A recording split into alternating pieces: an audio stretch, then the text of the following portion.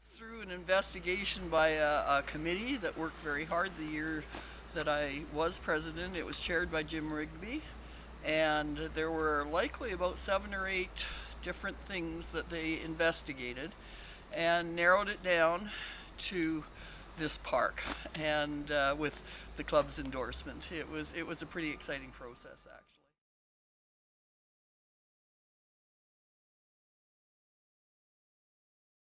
I think the whole idea of the park actually just kind of grew with the partners that we had with the city of Spruce Grove, and with the Ronald McDonald Foundation, and kind of that partnership, I suppose, investigating things that were possible, and looking, fitting it into the money that we potentially would have, and the parameters of grant money and so on. So there was a lot that went into it. One of the things that I think was really neat was that involved special Rotarians, Bruce and Jeanette Feuer, is that at the time of the opening of the sport park here, and Jeanette was there, and 3 proud Rotarians were on council at the time, Randy Palavoda, Bill Kosenko, and Bill Steinberg, and as president, I was up there, and Mayor Stuart Houston announced the fact and just gave so much credit to Rotary for the fact that we were entering into a new partnership to build this park, and that happened at the official opening of a magnificent facility there that the Feuers are to be so much credited for.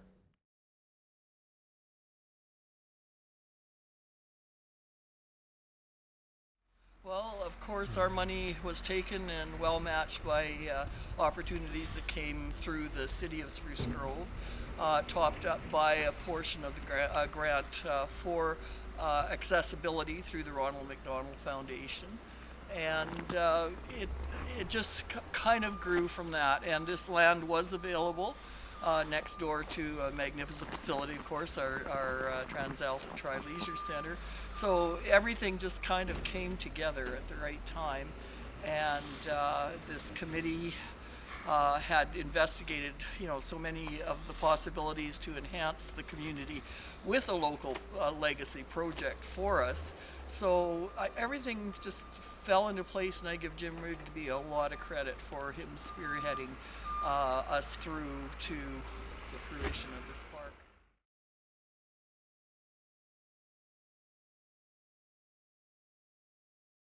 Well, the decision was made during our year. It was one of the goals we had set out at the beginning of the year, to finalize a decision on an international project, which became the Children of Ecuador, and a local legacy project, which was this park. And so the follow-up here with Des Bolger as president, they continued to work on it, and it was officially opened when Brad Mastaller was president, and it was a very exciting time, I think, for all of us. It takes time. I think where I really ended up learning and appreciating what Rotary International was all about, as I got to go to a presidential celebration. I went out to the coast, and it was the topic was the vocational avenue of service. And so it was for BC, Northwest United States, Western Canada. And there I met and many Rotarians and heard of absolutely phenomenal projects and activities that Rotarians were providing for their clubs, for both the vocational aspects of members, but particularly things that you could do with young people. It just excited me a whole lot, and I came back just on fire. I think finally kind of getting a grasp of what Rotary International was all about. Not just in our club, our area, but the amazing things that could be done. Second was in the area of Polio Plus. I attended a zone leadership opportunity that was hosted in the Edmonton area, and at that point met Danny Catt, who had been an ambassadorial scholar and who was very interested in working in the area of the Polio Plus campaign. And so we got talking, and I asked if he would come and speak. He works in the area of sustainability at the School of Technology, BC Tech, is it? Sorry. And we spoke, and we ended up setting up our Polio Plus Gala that was held in September of 2010. Had a great working committee of our club and a couple members from Stony Plain, and I think we put on ended up just an extremely special event. Danny Cat was phenomenal in the presentation that he gave on how, in essence, we need to love our world, and that's what sustainability is all about. And the fact that he ties it in and would not charge, because it was an event to fundraise for polio and the eradication of that horrid disease. So that to me was another, just a real high point of my involvement with Rotary.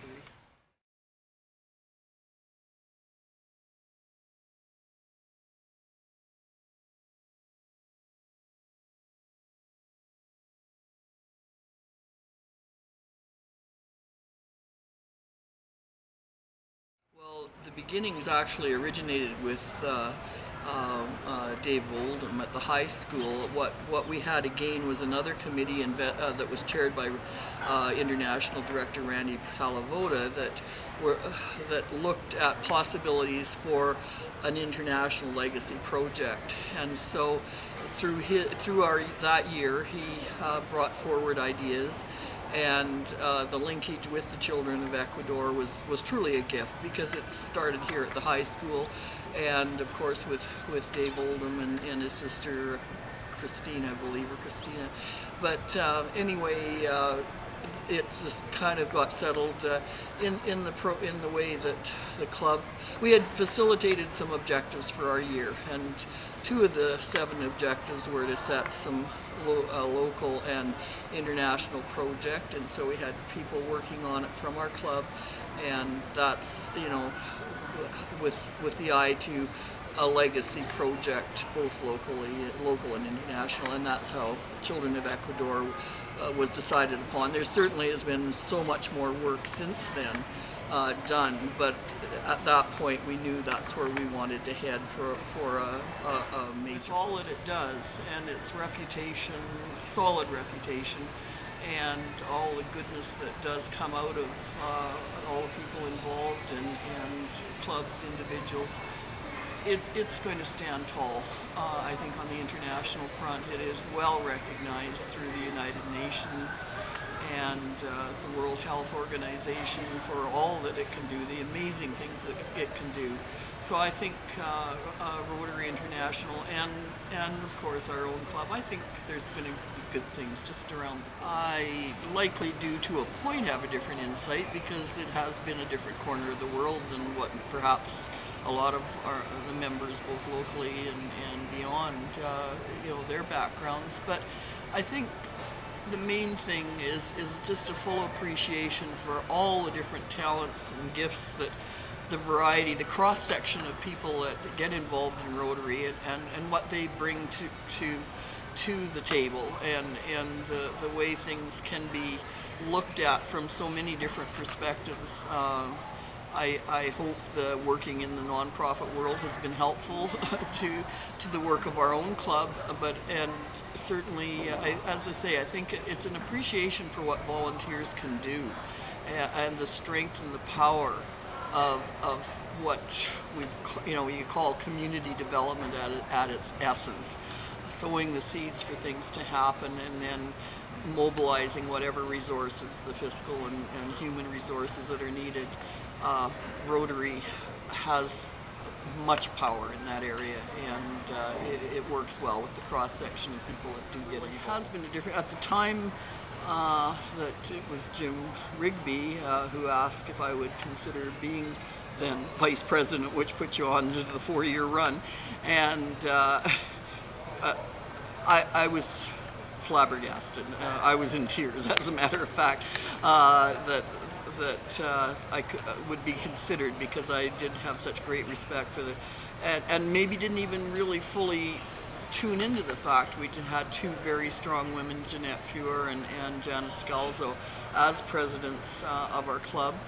I think because through my work life and volunteer life, there were likely times I was a token woman or a token young person. It's definitely not that now, but it just was an opportunity perhaps to use some of the skills, leadership skills, if I did have, to put them to work, within our club and in our community.